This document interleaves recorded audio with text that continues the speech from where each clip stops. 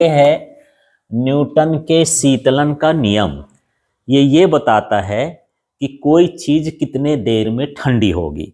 जैसे कई बार फैक्ट्री में ऐसा होता है कि जो गरम गरम लोहा बनता है तो लोहे को पिघलाते हैं, फिर उससे चादर बनाते हैं, सरिया बनाते हैं। अब वो हम उसको बना तो दिए पर वो इलाका बहुत गर्म होगा तो कितने देर में आदमी उठाए, कहीं पहले न भेज दिए, एक एक घंटा में वो ठंडा ना हुआ तो बेचारा जल वल जाएगा। ठीक है, तो एक आइडिया लग जाता है कि ये चीज कितने देर में क्या हो जाएगी, ठंडी हो जाएगी। तो ये क्या बताता है, न्यूटन के शीतलन का नियम। ठीक है, तो जो बड़ी बड़ी फैक्ट्री होती हैं, कोई चीज जब गर्म होती है तो वो गर्म चीज कितने देर में ठंडी होगी, इस नियम से हम उसको पता कर सकते हैं।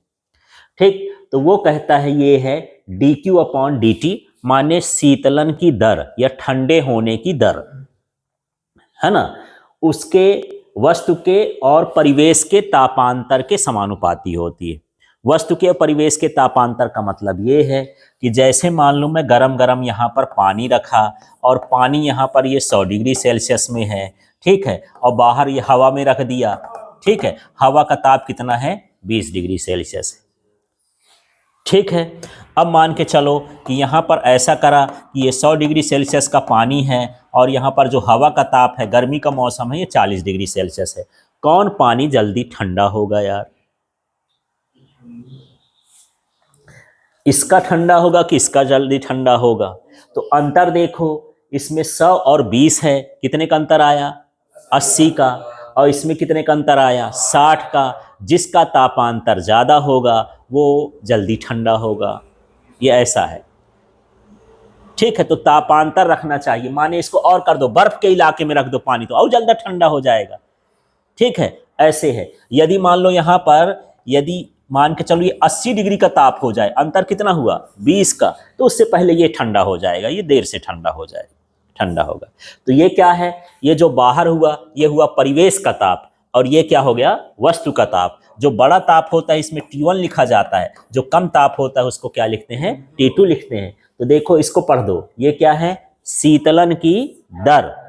ठीक है, फिर इसका वस्तु के ताप और परिवेश के ताप के अंतर के समानुपाती होता है, यही शीतलन का नियम। ठीक है, या उस इसको 2-3 नाम, शीतलन की दर भी बोलते हैं, ठंडे होने की दर भी बोलते हैं, ऊष्मा हानि की दर भी बोलते हैं। ऊष्मा कम ना हो रही है, इस पदार्थ की ऊष्मा क्या होगी, कम होगी, तब ना ताप घटेगा। तो यहाँ पर 2-3 तरह से बोल सकते हो, ऊष्मा हानि की दर, शीतलन की दर और ठंडे होने की दर। तो अब शीतलन का नियम है तो यही शब्द इस्तेमाल कर लेते हैं। तो क्या बोलोगे, फिर से बोलो, शीतलन की दर वस्तु के ताप और परिवेश के ताप के अंतर के समानुपाती होती है। ठीक है, इसे हम क्या कहते हैं, हाँ, न्यूटन के शीतलन का नियम। अब यहां से यदि मैं समानुपाती का चिन्ह हटाऊं तो dQ बराबर dt, और यहां पर k आ जाएगा, थोड़ा स्मॉल k लिख देता हूं क्योंकि 2 बार लिखना पड़ेगा। T1 माइनस क्या हो गया, T2। ये लाइन समझ में आ गई, k क्या कहलाया, एक नियतांक कहला गया, है ना। अब यहां पर जो अगला है, ये Q का मान mst होता है, स्मॉल में mst, हाँ mst, और ये क्या है, dt। m का मतलब पदार्थ का द्रव्यमान है, s का मतलब उसकी विशिष्ट ऊष्माधारिता है, और t का मतलब उसके ताप में परिवर्तन है। तो इस तरह से q का मान mst होता है, ऊष्मा का। ठीक, अब आगे मैं लिख दिया तो ये क्या हो जाएगा, स्मॉल k, और ये हुआ T1 माइनस T2। यहाँ तक कोई दिक्कत नहीं है। यहाँ पर सिर्फ हमको क्या करना है, q की जगह पर क्या लिखना है, mst, वो भी t कैपिटल है। यहाँ पर जो ये t है ये समय है, और ये t जो है ये ताप है। कैपिटल T मतलब ताप और स्मॉल t मतलब क्या है, समय अंतराल, है ना। अब यहाँ क्या करेंगे, इनकी जात पात मिला देते हैं, कैपिटल T वालों को एक तरफ कर देते हैं, बाकी जो है दूसरे तरफ। तो यहाँ पर ये D लिखा, इसमें ये भर है ना कैपिटल T, तो ये कैपिटल T लिख दिया, उधर से इसको ढो ले आना है, तो क्या हो जाएगा, ये T1 माइनस T2। ये लिखा है K, क्या नहीं लिखा मैं यहाँ, ms। अच्छा, dt भी नहीं लिखा तो dt उधर जाएगा, तो ये क्या हो जाएगा, dt, है ना। और ये बटे में क्या आ जाएगा, ms।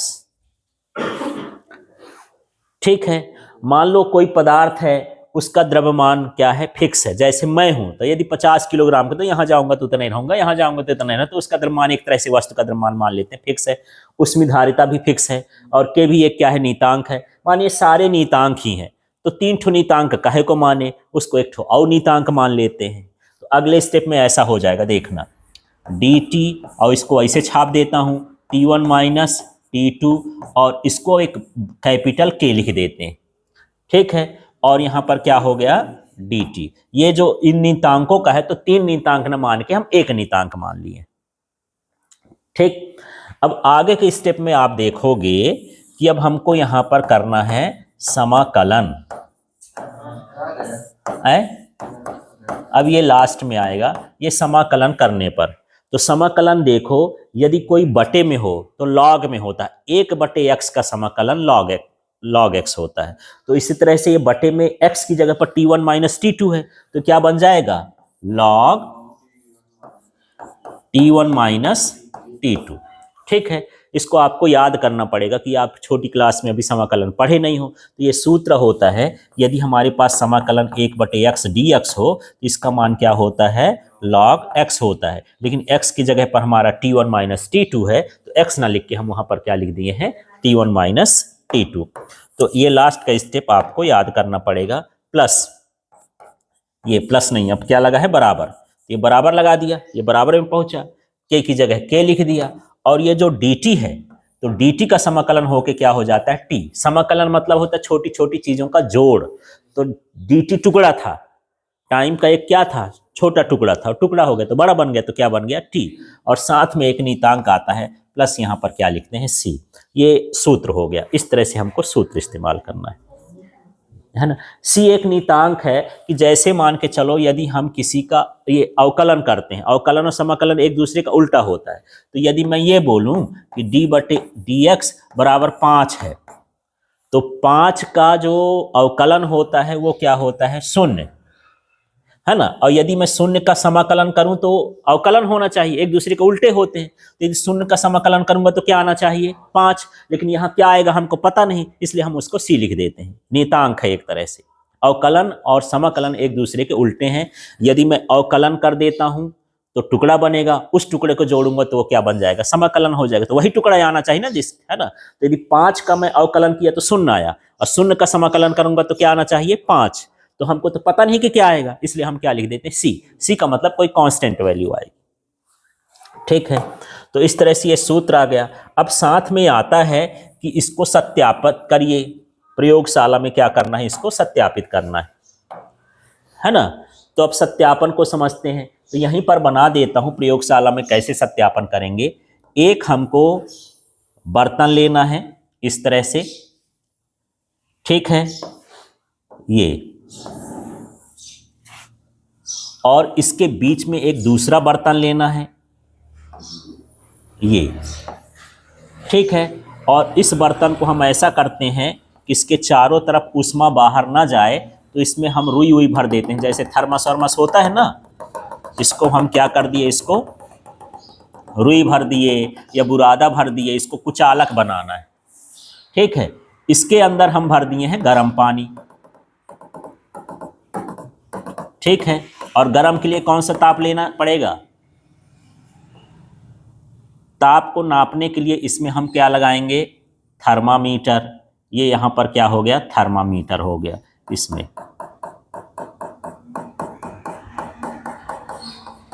ठीक है। इसका ताप क्या हो गया, T1। गर्म पानी के लिए हम T1 करते। इसके अगल बगल जो हम भरते हैं वो कैसा पानी भरा हुआ है, ठंडा पानी भरा हुआ है यहाँ,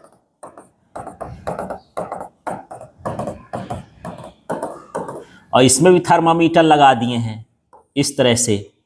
और ये थर्मामीटर में भी यहाँ पर ये जो ताप बताएगा ठंडा है, तो ठंडे पानी का ताप को हम क्या लिख देते हैं, क्या हुआ, T2 हुआ, ठीक है। अब इसकी व्यवस्था देखो, यहाँ पर एक हम बर्तन लिए हैं, ये ऊष्मा का बढ़िया सुचालक है।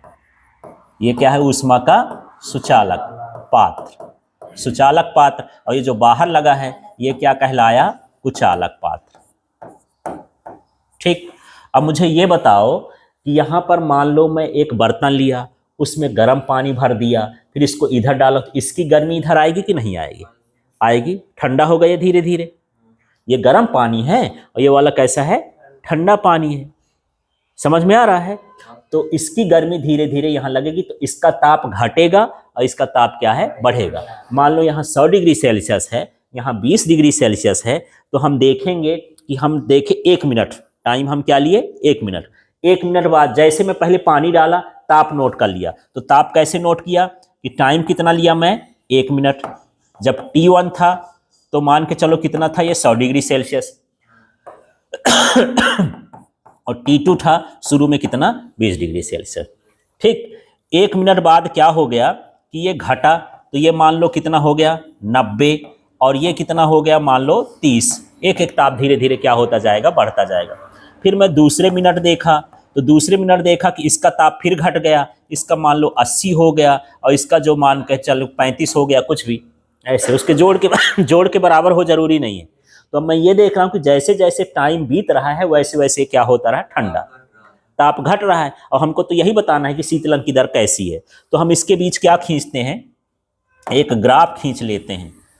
तो ग्राफ में हम कैसा खींचेंगे देखना। एक साइड में ये रखा, ये यहाँ पर हमको लिखना है समय। ये क्या कहलाया? समय। और यहाँ पर जो अंतर है, ताप का अंतर, T1 माइनस T2, एक इसमें आया है यार, लॉग में आया है ना, लॉग। जब हम इसका ग्राफ बनाते हैं तो हमको ग्राफ ऐसे मिलता है, ऐसे ऐसे। मतलब ये है कि ये नीचे की ओर ढाल है, ये बताता है कि उसका ताप क्या हो रहा है? घट रहा है। और सीधी लाइन है माने समानुपाती है। टेढ़ा मेढ़ा ना, जो ताप घटता है वो तापांतर के क्या होता है? समानुपाती। ये बताता है, ये जो घटता हुआ ग्राफ है। तो ठीक है, क्लियर हो गया। अब लिखेंगे कैसे तो ये पूरा बताता हूँ, फिर आप लोग लिखना है अभी तो समझना। यहाँ लिखोगे न्यूटन के शीतलन का नियम, इसी का शब्द बनाना है। तो इसको क्या बोलो? शीतलन की दर, फिर वस्तु के ताप और परिवेश के ताप के अंतर के समानुपाती हो। इतना लिखने के बाद ये सूत्र लिख देना, फिर इसको लिख देना है, फिर यहाँ इसको लिख देना है, बगल में Q का मान बता देना है। फिर ये इस तरह से लिखेंगे। यहाँ K का मान K लिख दिए हैं तो यहाँ बताएंगे कि यहाँ पर जो K है वो क्या है? स्मॉल k ms बराबर क्या हो गया? नियतांक, एक नया नियतांक मान लिए हैं, ये कर लिए हैं। फिर यहाँ समाकलन करने पर ये आ गया। इतना करने के बाद यहाँ पर लिखेंगे सत्यापन। सत्यापन करने के लिए सबसे पहले क्या बना लोगे? ऐसा चित्र बना लेना। ठीक है। अब चित्र में क्या लिखना है कि एक इसके अंदर सुचालक पात्र होता है जिसके अंदर गर्म पानी भरा होता है, जिसका ताप T1 होता है। फिर से देखो, क्या सुचालक पात्र होता है, उसके अंदर गर्म पानी भरा होता है और उसमें उसका ताप T1 होता है। ठीक है। अब यहां पर इसके बाहर की ओर, हाँ है? पता नहीं, इसके बाहर की ओर क्या भरा है? कुचालक पात्र लगा होता है। इसमें कैसा पानी भरा होता है? ठंडा पानी भरा होता है। इसका ताप क्या होता है? T2 होता है। ठीक है। अब क्या करते हैं? निश्चित समय अंतराल पर हम T1 और T2 का ताप नोट करते हैं और उसका ग्राफ खींचते हैं। तो ग्राफ हमको ऋणात्मक प्राप्त होता है, जिससे पता चलता है कि न्यूटन का नियम सत्य है। ठीक है। ये